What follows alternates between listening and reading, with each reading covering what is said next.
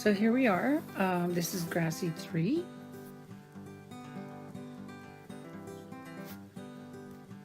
Our object again is to do the restored Gaia.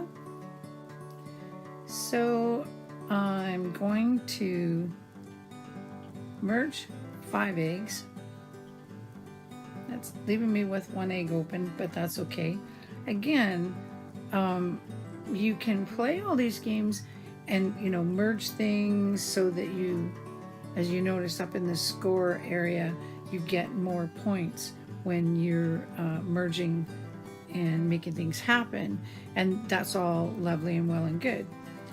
But once you've actually played them and got this, scored the points that you want, if you want to go back and play them again, I'm just merging things here while we're chatting, then you can do it so that you don't have to actually spend all the time merging everything. You just focus on what the stars are asking for.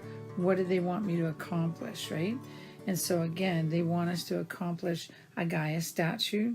So that's what we're going to now have. 1 Gaia statue that is healed. And I'm just going to let these guys harvest 1 more heart here. We will heal this other Gaia statue. And there. Now we've healed our Gaia statue. The level's complete.